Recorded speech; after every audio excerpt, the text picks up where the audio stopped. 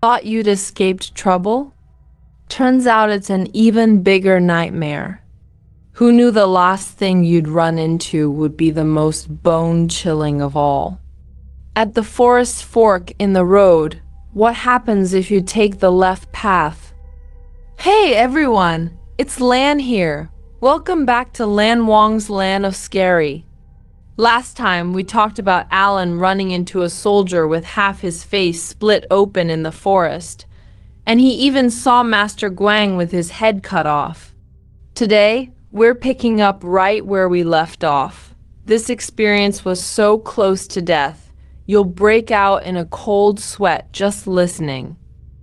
So when Alan saw Master's head lying on the ground, blood splattering his face, he froze completely. The half-faced soldier held a saber to him, growling, "You're next." Alan's legs turned to jelly, but his survival instinct forced him to run. He didn't even put down Master's monk's robe before spinning around and bolting. He'd only run a few steps when a fork suddenly appeared ahead, dense woods on both the left and right. That's when he remembered Master Guang's warning. If you hit a fork, take the right path, never the left. But then Master's headless body suddenly stood up. It sprinted past Alan at impossible speed, straight for the right path. Alan was so scared out of his wits, he instinctively darted left. The second he stepped into the left forest, the whole world went dark. Even though it was daytime, sunlight couldn't pierce the leaves. Everything was pitch black, like 6 p.m. at dusk. The ground was covered in dead branches and leaves. Stepping on them made a rustle sound. And then he stepped on something squishy, so gross, it made his skin crawl. Behind him, the soldier's footsteps thundered thump thump, closing in. Alan couldn't help glancing back as he ran, totally forgetting the forest rule. Never look back when you see something terrifying. Luckily, after running a while, the soldier's figure faded and finally vanished. Alan panted, leaning against a tree trunk, checking what he had left. His military jacket was still there, his bamboo water tube was empty, but the glutinous rice and chalk in his monk's bag were intact. It was a small mercy in a disaster, but he wasn't out of danger yet. The grass here was taller than his chest. He had to push through it to walk. He walked for who knows how long, until suddenly he saw a wide open space. The ground was paved with stone slabs, neat like man-made tiles. That's when he caught a glimpse of an old man on his left. The old man looked strange. His skin was silvery white, like someone had sprinkled gem powder all over him. The old man called to him, "Kid, come over here." His voice was so kind, Alan didn't feel scared at all.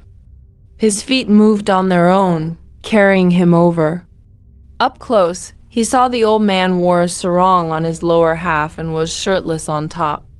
He turned around and handed Alan a split bamboo tube. Inside was black honey, which smelled amazing. "Drink up, kid. You'll feel better after." Alan was starving and thirsty. He took the tube and chugged it down. Miraculously, his thirst and tiredness vanished instantly. He felt wide awake. He looked up and saw a huge beehive in the tree, as big as an ancient urn for ashes.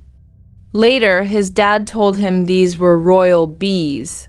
Old folks said forest and mountain spirits inhabited them.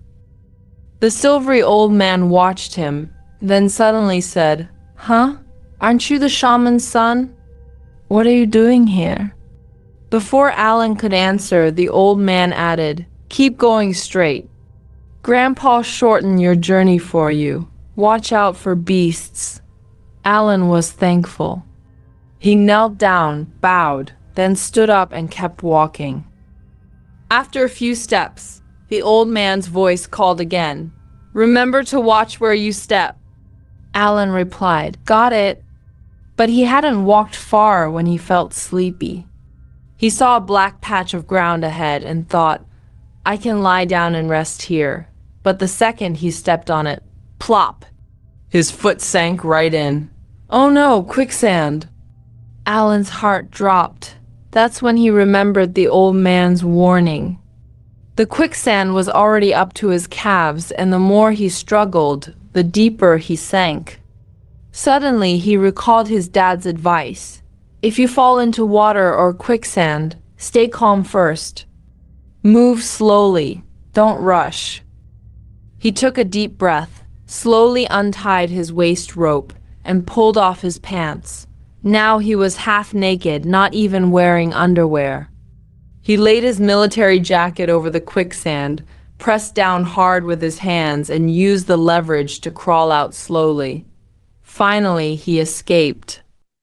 Now Alan was covered in mud, with only a shirt to cover himself. He rolled the shirt's sleeves around his legs and tied the collar tight, barely making shorts. It was almost like being naked. He walked a while longer, then saw light filtering through the leaves and a path made of wooden frames. He thought, I'm finally getting out. But then a beast's roar shook the forest. Roar! The grass on the path parted on its own, and a dark figure appeared ahead. The beast was eating a deer. When it saw Alan, it stood up instantly. It was as tall as two people stacked together, with shiny black fur and a V-shaped mane around its neck. It was an Asian black bear. That bear must have weighed over 200 kilograms. It held out its short paws, huffing and puffing, its eyes fixed on Alan, like it would pounce any second. Alan was so scared he couldn't move, let alone run. He thought, this is the end. But then a buzz-buzz sound filled the air. Bees! A huge swarm fell from the sky, covering the entire sky, all diving for the bear. Some stung its eyes, some its nose, some its paws. Soon the bear was covered in bees. The bear howled in agony, shaking its body to shake off the bees, but more and more came. Finally, the bear couldn't take it anymore. It charged into the bush and fled, with the bees chasing after it. Alan panted, then heard someone yell from behind, Kid, I told you to be careful! To watch for beasts. Didn't you hear me? He turned around and saw the bees flying back. They all crawled into the silvery old man's eyes, nose, and mouth. It was like bees returning to their hive. The old man said, I've shortened your journey as much as I can. Shaman's son, hurry up and go. Alan thanked him quickly, then walked toward the light. Finally, he saw a wide red dirt road. He recognized it. This was the road he'd taken with his dad when they went to the next county for shaman rituals. There was a sign by the road, village to 2 kilometers ahead. Alan jumped for joy. He looked back. The tree roots and vines were woven like a net, no path in sight. That's when he understood the old man really did shorten my journey. He walked a little further and heard a put-put sound. A tractor. A couple drove up on it. When the wife saw Alan, she screamed, Oh no, it's the naked ghost. The naked ghost. Husband, drive away fast. Alan yelled, I'm not a ghost. I'm human. But he was covered in mud, half naked, and had dark skin. He looked exactly like the naked ghost from legends. Back then, people in the Northeast said naked ghosts roamed the forests. If they caught you, they'd leave a mark, and anyone marked would get sick, then walk back into the forest to die, becoming a new naked ghost. The couple was so scared they stepped on the gas. The tractor sputtered away, leaving Alan choking on dust. He had no choice but to keep walking. He remembered there was a bus stop up ahead. It served buses to Bangkok and the city. It was made of wood with a thatched roof that leaked when it rained. When he got to the bus stop, he huddled in a corner. He looked exactly like the naked ghost. As he sat down, tears suddenly poured out. He missed his dad, he missed home, and he'd lost the shoes his mom bought him. He was hungry, tired, and still felt the fear of nearly dying. He leaned against a wooden post and fell asleep, and by then it was almost dark. He had a dream. His dad was wearing nice clothes, like a shaman in a movie, with a necklace and playing a bamboo flute, as if preparing for a ritual. Alan walked over to hug him, sobbing, "Dad, I miss you so much." But his dad didn't hug him back. He just smiled and said, "Son, Dad's trying to find a way to save you." Before the dream ended, Alan jolted awake because he heard someone shouting, "Kid, wake up!" When he looked closely, he saw a bearded man sitting in a Thai-style bus, leaning out the window. "Where are you going?" Alan rubbed his eyes and said, "I need to go to Red Earth Mound. I need to find my dad." The driver said, "Get in. I'll take you there. But you're not a ghost, are you? You look weird." Alan hurried. "I'm not a ghost. I got lost in the forest." When he got on the bus, he realized there were no lights inside. It was pitch black. But with the light coming through the windows, he saw two men sitting on one side and a woman with a little girl on the other. The girl was clinging to the woman's leg. Alan squeezed in next to the driver, thinking, if something happens, I can yell for help fast.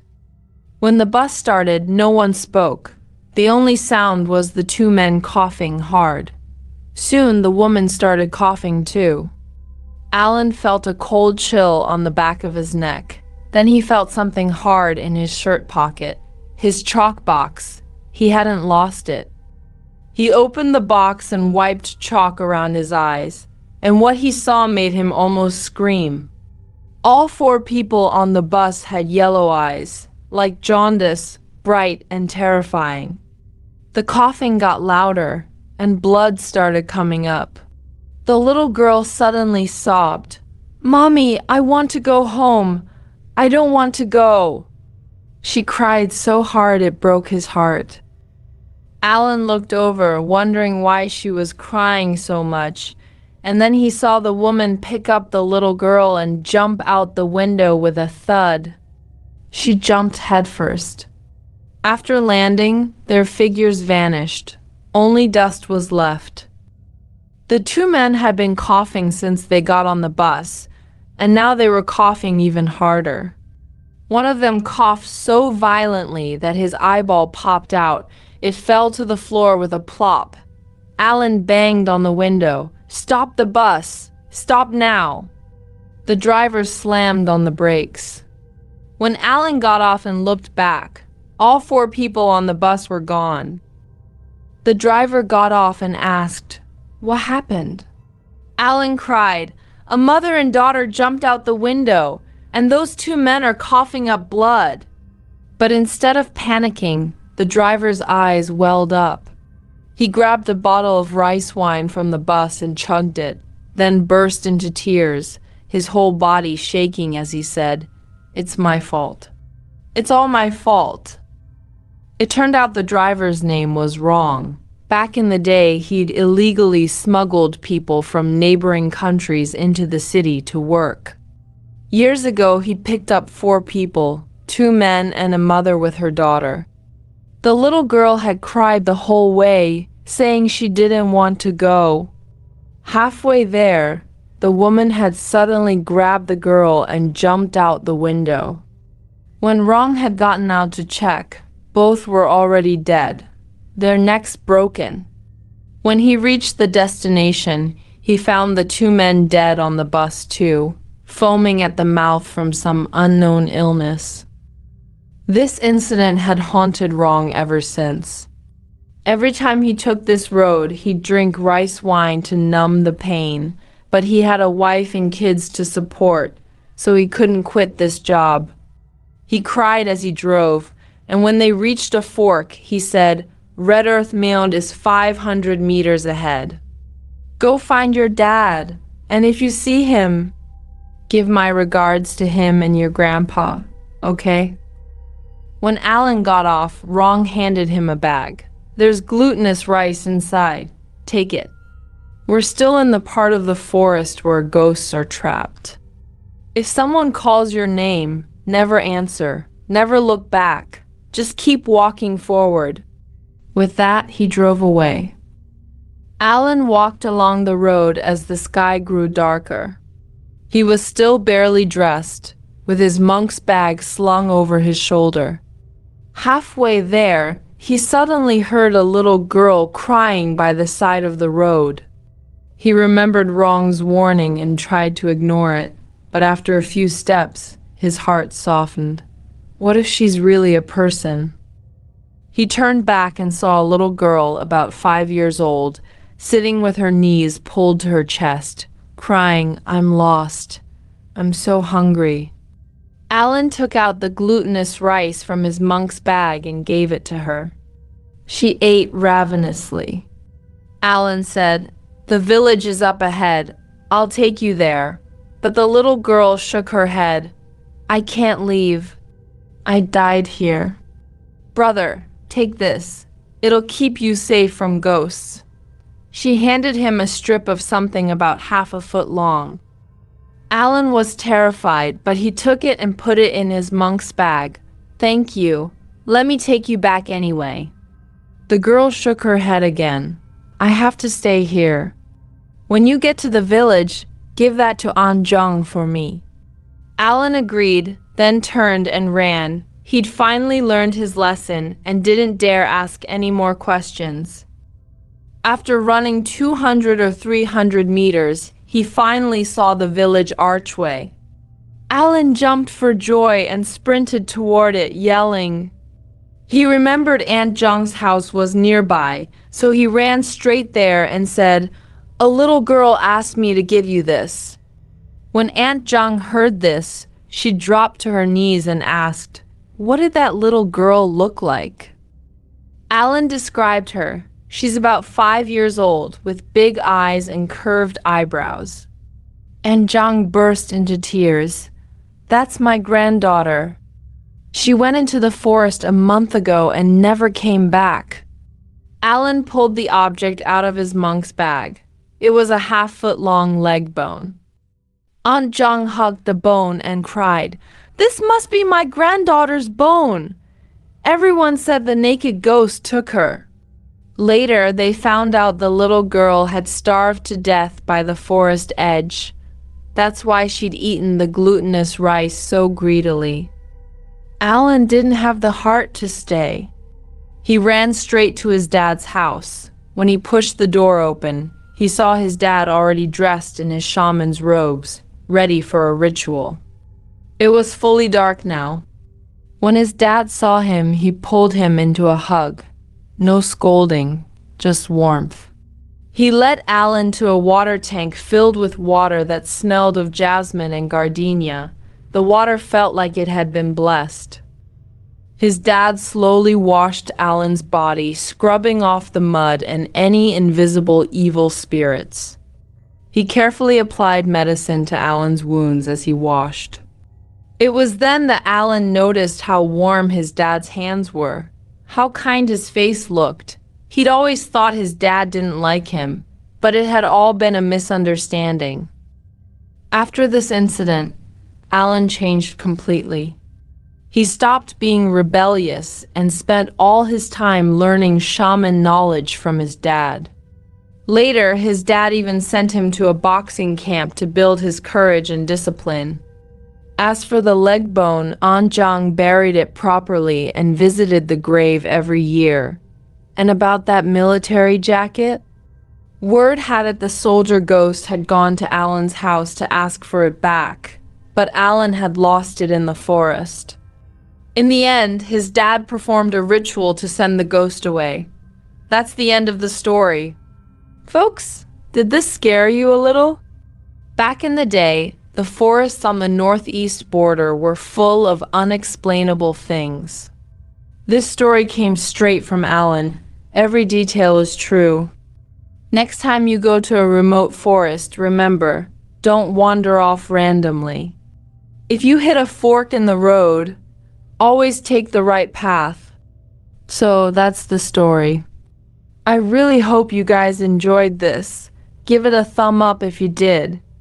Make sure you subscribe if you haven't subscribed already and hit that notification bell too. Your support means the world to Lan Wong's Land of Scary. See you guys real soon.